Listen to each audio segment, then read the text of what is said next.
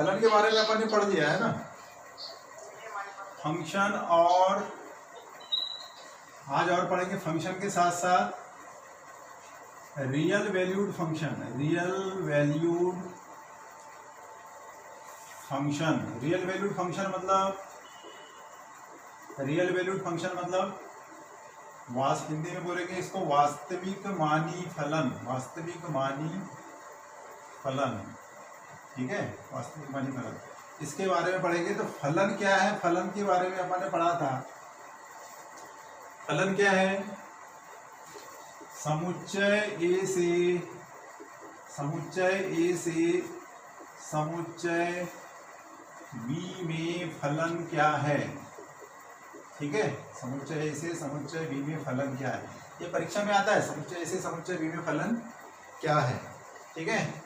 तो अपन ने कल परिभाषा देखा था, इसकी डेफिनेशन है कि समुच्चय ए से समुच्चय बी में फलन एक विशेष प्रकार का संबंध है। एक विशेष प्रकार का संबंध है, विशेष प्रकार का संबंध है जिसमें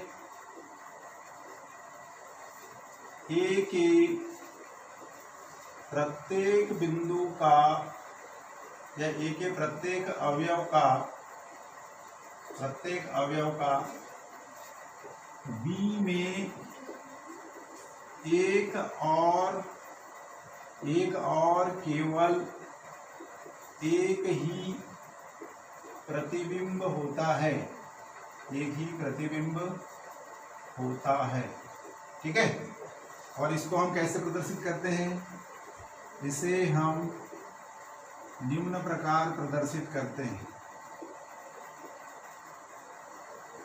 कैसे? f is function from a to b, है ना, a से b में संबंध कहते हैं, फलन कहते हैं, सॉरी, ठीक है। अब ये फलन को, f को a से b में एक दूसरा नाम है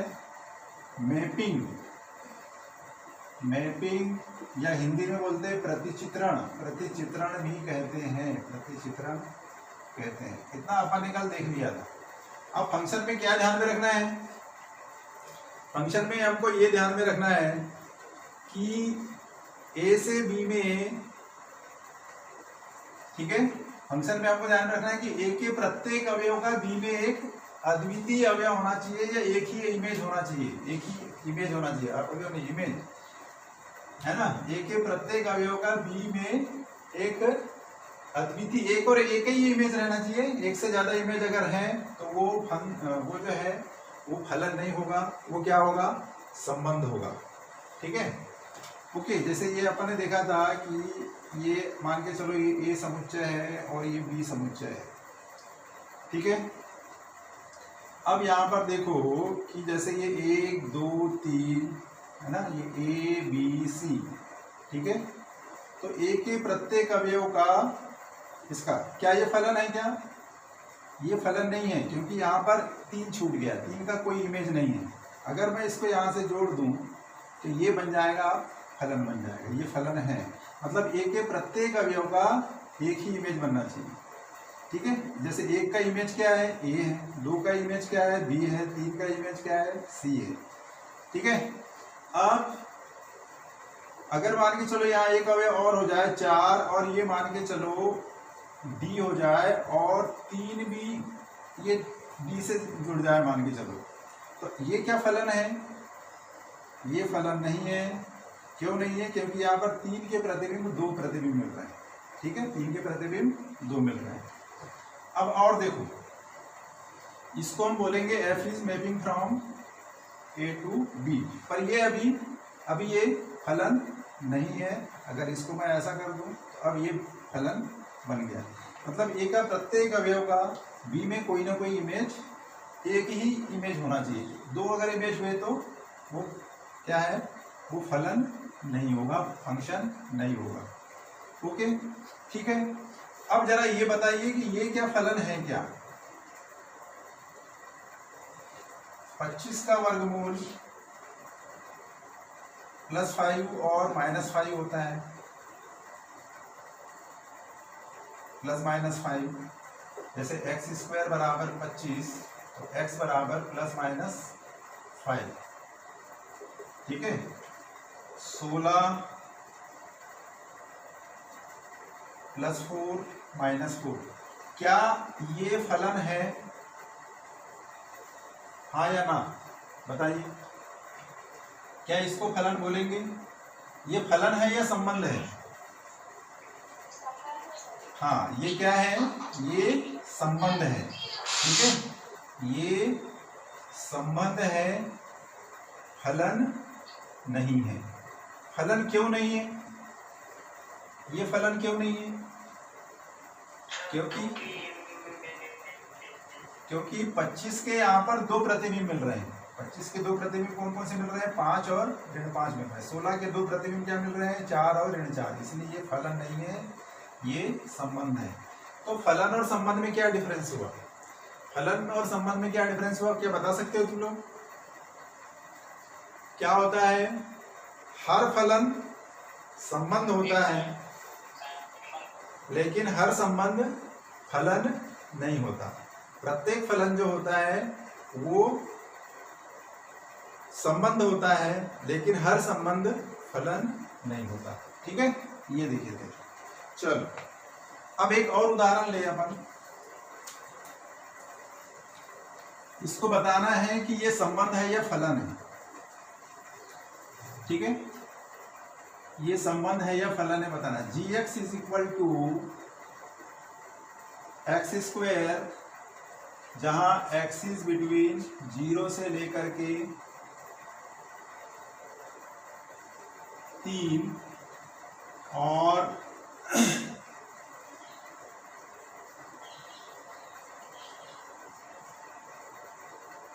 0 से लेकर के 2, और ये है 3x, ठीक है, जहां x का मान 2 से बड़ा और 10 से छोटा है, मान लीजिए, ठीक है। आपको ये बताना है कि क्या ये जो है gx जो है, gx संबंध है या फलन है, ठीक है। gx संबंध है या फलन है, ये आपको बताना है, ठीक है। तो अब जरा देखिए यहाँ पर, अब इसका मतलब समझ लो, थोड़ा सा ये नया चीज है, इसका मतलब क्या होता है समझ लो, ठीक है। gx बराबर क्या है? x², gx बराबर है 3x। gx का मान x² है जब x किसके बराबर है? इसके बीच में 0 से बड़ा या कि बराबर और 2 से छोटा या कि बराबर है, ठीक है। और gx का मान 3x है जब x का मान 2 या 2 से बड़ा है और 10 से छोटा है, ठीक है। आ गया समझ में? अब यहाँ पर देखो, तो हम यहाँ पर देख रहे हैं कि g2 x बराबर 2 रखने पर x बराबर 2 से क्या मिल जाता है ना। इसको अपने को चेक करना है कि ये फलन है या संबंध है, ठीक है। तो ये फलन है या संबंध है, हम इसको देखेंगे।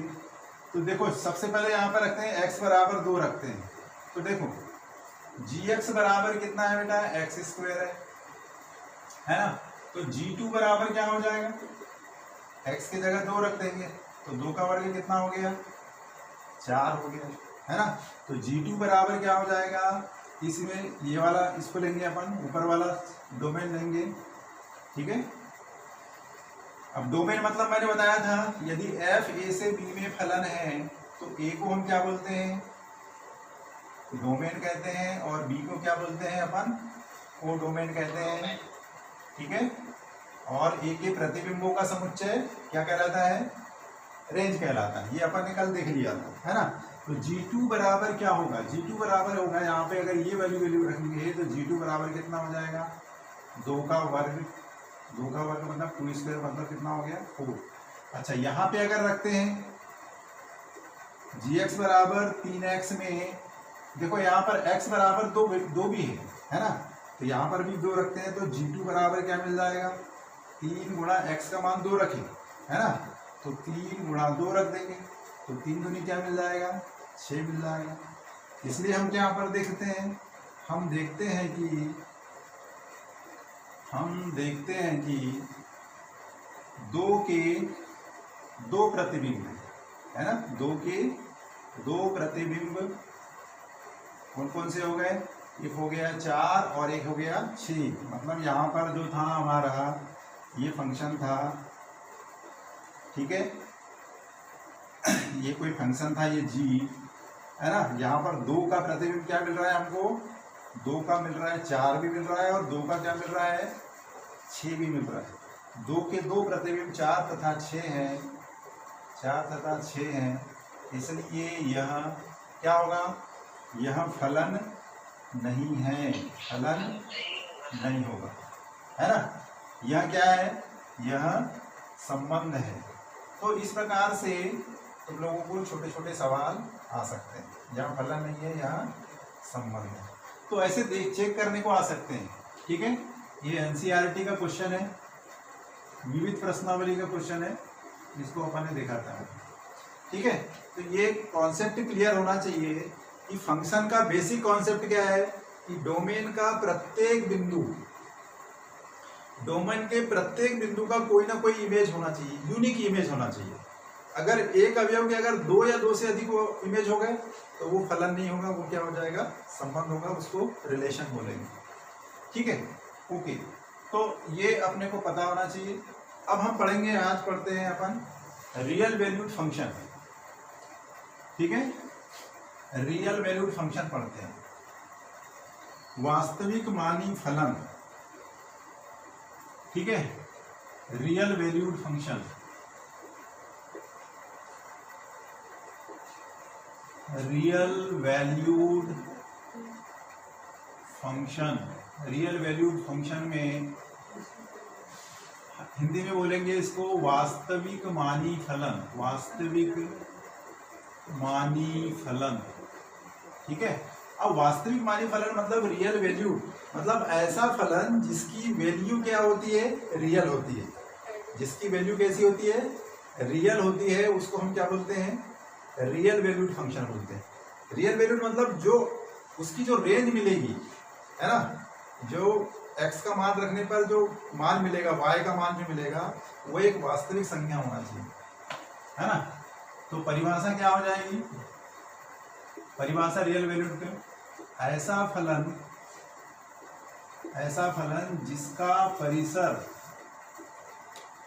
जिसका परिसर को हिंदी में क्या, अंग्रेजी में क्या बोलते हैं, रेंज, जिसका रेंज, ठीक है, वास्तविक संख्याओं का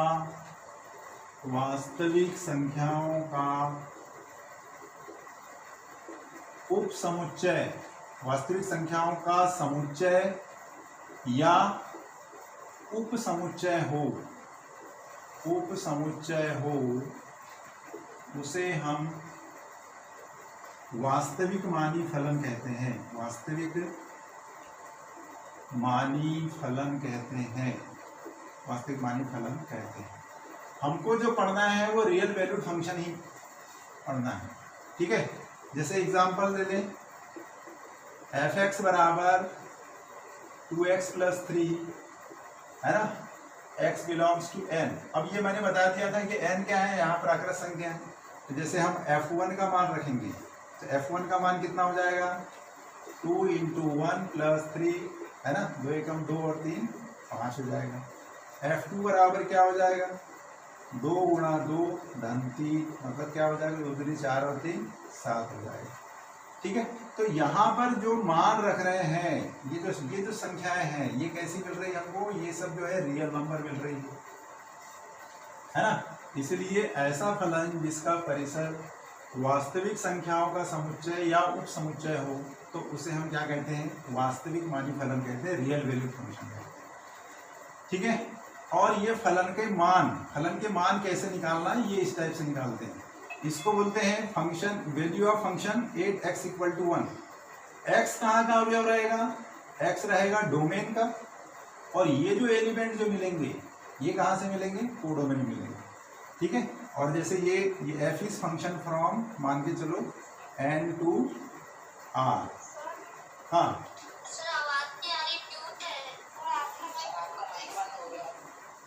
माइक बंद हो गया। अब रियल फंक्शन किसको बोलते हैं? रियल फंक्शन को ऐसा बोलते हैं। रियल फंक्शन किसको बोलते हैं? रियल वैल्यूड फंक्शन और रियल फंक्शन। तो रियल फंक्शन या वास्तविक फलन, वास्तविक फलन किसे कहते हैं? ऐसा वास्तविक मानी फलन, ऐसा वास्तविक मानी फलन जिसका डोमेन या प्रांत, जिसको बोलेंगे हिंदी में डोमेन, या इसका प्रांत जो है वो कैसा हो? वास्तविक संख्याओं का समुच्चय या उपसमुच्चय हो। ठीक है, उसे हम क्या कहते हैं? रियल फंक्शन कहते हैं। रियल फंक्शन कहते हैं। ठीक है, आ गया समझ में? और इसको इसी प्रकार से दर्शाएंगे, f is function from r to, जैसे r टू r है ना, ये क्या है? रियल फंक्शन है जहां f(x) बराबर कोई भी ले ले, मान के चलो कोई फंक्शन बना लेते हैं, x² + 2। ठीक है, अब यहाँ पर x का कोई भी मान रखेंगे, x की कोई भी वास्तविक संख्या रखेंगे तो हमको जो रिजल्ट जो मिलेगा वो भी क्या मिलेगा? वास्तविक संख्या मिलेगी। ठीक है, इसको नोट कर लो। रियल नंबर का सेट हो या उसका सबसेट हो, रेंज, उसको अपन क्या बोले? मतलब उसका जो मान आएगा, निकल करके आएगा, वो कैसी संख्या आएगी? वास्तविक संख्या आएगी। और रियल फंक्शन किसको बोलेंगे? ऐसा रियल वैल्यूड फंक्शन जिसका डोमेन भी रियल नंबर हो, है ना, जिसका डोमेन भी रियल नंबर हो, उसको अपन, या उसका सबसेट हो या उसका उपसमुच्चय हो, तो उसको हम क्या बोलेंगे? रियल वैल्यूड रियल फंक्शन बोलेंगे। तो हम जितने भी फंक्शन बोलेंगे, फलन पढ़ेंगे, वो अपन कैसे पढ़ेंगे? रियल वैल्यूड फंक्शन पढ़ेंगे या रियल फंक्शन पढ़ेंगे। ठीक है, अब रहा सवाल, तुम लोग पूछ सकते हो कि सर रियल वैल्यूड फंक्शन के अलावा और कौन सा फंक्शन होता है? तो एक होता है काल्पनिक function, imaginary function. Imaginary function कैसा होता है? इमेजिनरी फंक्शन जिसका वैल्यू जो आता है, जिसका रेंज हो वो इमेजिनरी हो, है ना। अब जब हम इमेजिनरी नंबर्स पढ़ेंगे तब उसको समझ में आएगा। जैसे x² + y² = जैसे x² + 4 = 0, है ना। तो x² + 4 = 0, है ना, जहां x बिलोंग करता है किसमें? r में। तो क्या ऐसी कोई वास्तविक संख्या है? जैसे ये मिल गया, जहां x बराबर, जहां x बिलोंग करता है रियल नंबर, तो ऐसी कोई वास्तविक संख्या है ही नहीं है जिसका वर्ग में अगर आप 4 जोड़ो तो क्या मिल जाए? 0 मिल जाए, है ना। तो इसको हम क्या बोलेंगे? ऐसी कोई संख्या है ही नहीं है कि कोई है ऐसी संख्या जिसके वर्ग में अपन 4 जोड़ें, ऐसी कोई वास्तविक संख्या नहीं है। ठीक है, जिसके वर्ग में अपन 4 जोड़ें तो ये क्या मिल जाए अपने को? 0 मिल जाए। तो ऐसे फलन क्या कहलाते हैं? इमेजिनरी फंक्शन कहलाते हैं। ठीक है, काल्पनिक फलन कहलाते हैं। ठीक है, अब यहाँ पर तुम लोगों को फलन के मान ज्ञात करना है ना, वास्तविक फलन के मान ज्ञात करना, वास्तविक फलन के मान ज्ञात करना। ठीक है, वास्तविक फलन के मान कैसे ज्ञात करेंगे ये अपन देखते हैं। ठीक है, तो अपन कोई भी एक सवाल लेते हैं तुम्हारे एनसीईआरटी का। अपन ने कहाँ तक कर लिए थे? कहाँ तक हो गया था हमारा? 2.3 का फर्स्ट क्वेश्चन हो गया था, है ना। अभी फलन का प्रांत और परिसर को रहने देते, प्रांत और परिसर को बहुत डिटेल में पढ़ेंगे अपन, क्योंकि प्रांत और फलन का प्रांत और परिसर याद करना बहुत कंपटीशन एग्जाम में आता है ना, तो उसको बहुत डिटेल में पढ़ेंगे अपन। अब जैसे ये तीसरा सवाल देखिए एनसीईआरटी का, एनसीईआरटी थर्ड क्वेश्चन 2.3 एक्सरसाइज 2.3। जैसे एक फलन f(x) बराबर 2x ऋण 5 द्वारा परिभाषित है, ठीक है। निम्न के मान ज्ञात करो, निम्न के मान ज्ञात करें, ठीक है। Number 1 f0, number 2 f7, number 3 f-3। दो मैं बताऊंगा, एक तुम लोग करोगे, ठीक है। अब देखो f(x) बराबर क्या दिया है भाई, f(x) बराबर दिया है कितना 2x - 5। अब x बराबर 0 रख देना है ना। तो f0 के लिए क्या हमको निकालना है, क्या f0। तो x की जगह यहाँ पर क्या है, देखो यहाँ x है, यहाँ 0 है ना। तो यहाँ x के स्थान पर क्या रख देंगे अपन 0। x बराबर 0 रखने पर, ठीक है, x बराबर 0 रखने पर तो f0 बराबर क्या आ जाएगा, f0 बराबर आ जाएगा 2 × 0 ऋण 5, ठीक है।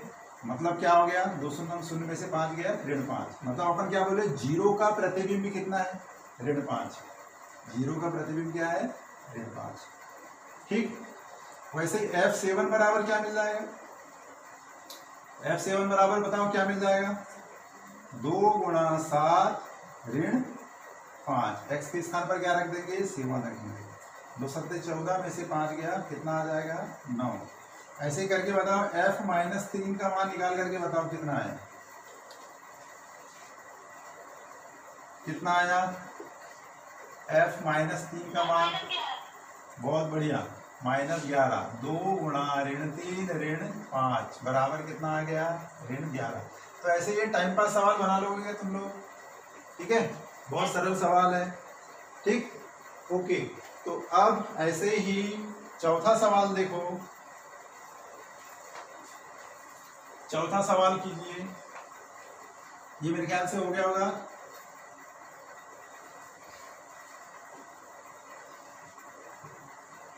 NCERT 2.3 fourth question. फलन f, फलन t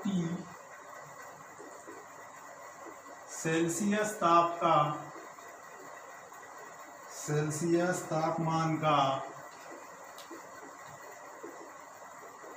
फ़ारेनहाइट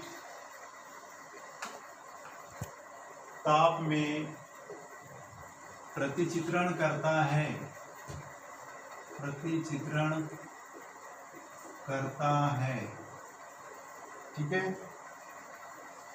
दिया है TC बराबर 9c/5 + 32, ठीक है।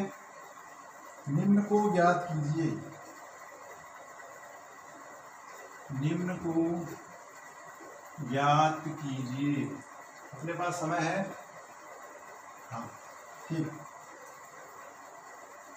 Number 1 T0, number 2 T28, number 3 T-10, number 4 C का मान जब TC बराबर कितना हो 212, ठीक है। ये क्वेश्चन भी जो है बोर्ड एग्जाम में आता है ना। तो बहुत सिंपल है यार ये, है ना। TC बराबर इतना है, तो पहले देख लें TC बराबर इतना, तो T0 बराबर कितना हो जाएगा, C की जगह पर क्या रख देंगे, C बराबर 0 रखने पर, है ना। C बराबर 0 रखेंगे तो क्या आ जाएगा, T0 बराबर 9 × C का मान 0 रखिए, 0/5 + 32। तो 9 0 0 में से 0/5 मतलब 0 हो गया, 0 में 32 को जोड़े तो कितना आ गया 32। ये आंसर हो गया, ठीक है। ऐसे याद करो T बराबर 28, 28 का मान आया तो याद करो कितना आ गया 9। यहाँ C बराबर क्या रख देंगे 28 रख देंगे, है ना। तो C बराबर 28 रखे तो 9 × 28/5 धन 32। ठीक है, इसको हल कर लो। ठीक, अब ये थोड़ा सा देखें, ये चौथे वाले को देखते हैं। सी का मान याद करना जब TC बराबर 12 दिया है। ठीक है, ये थोड़ा सा टिपिकल है ना? टिपिकल कुछ नहीं है, सी का मान दिया हुआ है, ये रख लेंगे आप।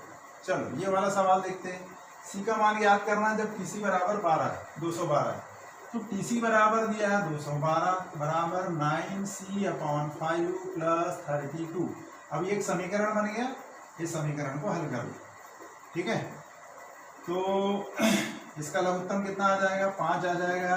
ये हो गया 9C प्लस 5 गुणा ये 32 कितना हो गया? 32 पंचे 160 हो गया। ये 212 हो गया, इसका यहाँ तीरे गुणा कर लेंगे, है ना? तो 212 पंचे कितना हो गया? 1060। सही है, ठीक, बराबर 9C धन 160। अब इसको हल कर लो। 9C बराबर कितना आ जाएगा? 1060 में से 160 गया, कट गया, तो 9C बराबर कितना आ जाएगा? 1060 में से 160 गया तो 900 बच गया। ठीक है, इसलिए C बराबर 900/9 मतलब कितना आ गया? 100। C ये आंसर। तो ये बोर्ड एग्जाम में आता है, तो ये बहुत सरल क्वेश्चन है, इसको देख करके तुम बना सकते हो। ठीक है, ओके, अपने पास और 2-4 मिनट टाइम है, तो 1-2 सवाल और देखते हैं अपन।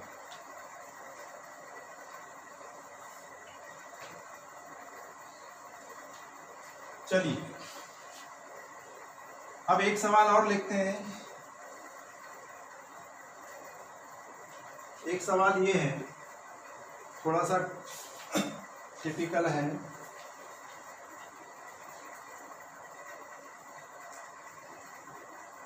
यदि f बराबर f is function from f is equal to set of 1 1 2 3 0 -1 -1 -3 Z से Z में, ठीक है, fx equal to ax plus b द्वारा निर्धारित फलन है, निर्धारित फलन है, तो तथा तो a तथा b के मान ज्ञात करें जहां a तथा b पूर्णांक हैं। हमको कौन से मान को लेना है? पूर्णांक मान को ही लेना है। पूर्णांक मतलब पूर्णांक संख्याओं का समुच्चय पता है।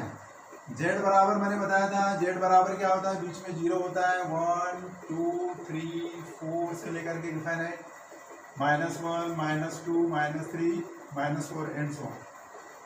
पूर्णांकों का समुच्चय बोलते हैं, यह मैंने शुरू में बता दिया था, अपन ने डिस्कस करे थे इसको। ठीक है, ओके।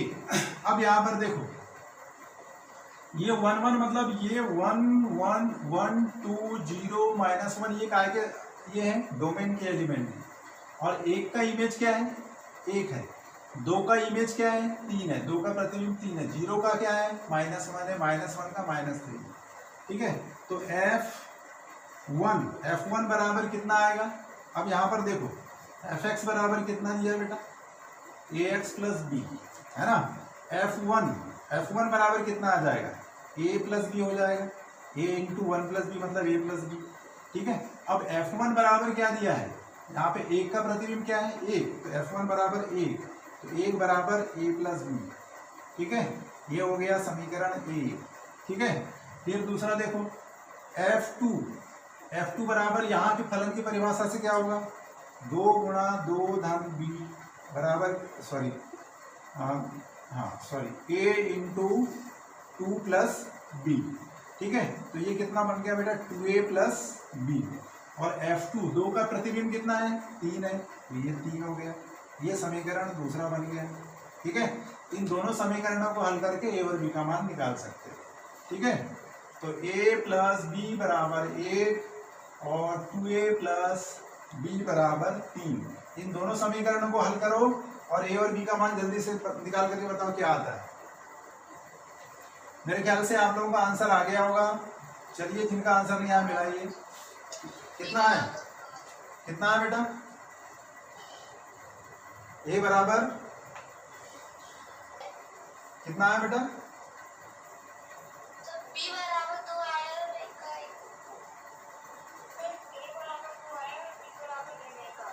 a a बराबर 2 और b बराबर ऋण 1। चलो देखते हैं, है ना, किसका सही है देखते हैं। अब देखो, ठीक, a प्लस बी बराबर 1, 2a प्लस बी बराबर 3। घटा दें, इसमें घटा देंगे तो क्या होगा? Plus B minus B cancel होगा। विलोपन विधि 10वीं क्लास में पढ़े हो तुम लोगों ने, elimination method. a minus 2a मतलब कितना हो गया? Minus a। 1 minus 3 equal to कितना हो गया? माइनस 2। माइनस से माइनस कैंसिल हो गया, a बराबर कितना आ गया? 2। फिर a का मान समीकरण 1 में रख दो, है ना, तो 2 प्लस b इक्वल टू 1, तो b इक्वल टू कितना हो गया? 1 माइनस 2 इक्वल टू कितना हो गया? माइनस 1। ठीक है, a बराबर 2 और b बराबर -1। ये इसका आंसर होता है।